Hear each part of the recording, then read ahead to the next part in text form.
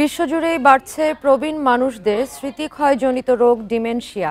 এই রোগে আক্রান্তদের একাকিত্ব দূর করতে এবার কৃত্রিম বুদ্ধিমত্তা ভিত্তিক কুকুরছানার রোবট আবিষ্কার করেছে মার্কিন প্রতিষ্ঠান টমবট। মানুষের স্পর্শ এবং কণ্ঠস্বর বুঝে সেই অনুযায়ী প্রতিক্রিয়া জানাতে পারে এই রোবট, যার নাম দেয়া হয়েছে জেনি।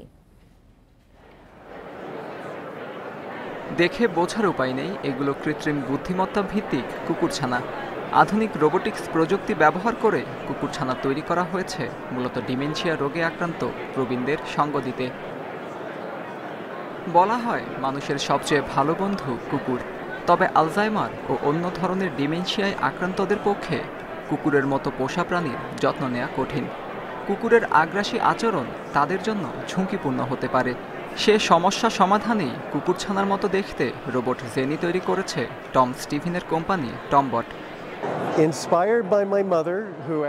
2011 সালে আমার মা আলঝেইমারে আক্রান্ত হন। নিরাপত্তার কারণে তার কাছে থাকা কুকুরটিকে আমরা নিয়ে আসি। এতে সে খুব কষ্ট পায়।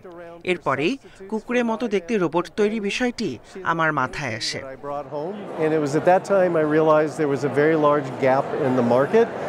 রোবটটি দেখতে হলুদ লাব্রাডার কুকুরছানার মতো। সহজেই মানুষের স্পর্শ ও কণ্ঠস্বর বুঝে সাড়া দিতে পারে এটি। বিশ্বব্যাপী ডিমেনশিয়ায় আক্রান্ত 30 কোটির বেশি মানুষের একাকিত্ব, উদ্বেগ ও বিষণ্ণতার মতো আচরণগত এবং মানসিক সমস্যাগুলো সমাধান করতে পারবে বলে আশা বিশেষজ্ঞদের। আপনি 500 জনের মধ্যে থেকেও একাকিত্বে ভুগতে পারেন। আমার মনে হয়েছে এটি এমন একটি ডিভাইস যা মানুষের একাকিত্বের অনুভূতি দূর করতে পারে। এবছরের শেষ দিকে জেনির আগাম অর্ডার নেয়ার পরিকল্পনা করছে টমবট। এককালীন 1.5 লাখ টাকা বা নির্দিষ্ট ভাড়া দিয়ে এর সেবা নেওয়া যাবে বলে জানিয়েছে নির্মাতা প্রতিষ্ঠান। আত্মজ রহমান, ইন্ডিপেন্ডেন্ট নিউজ।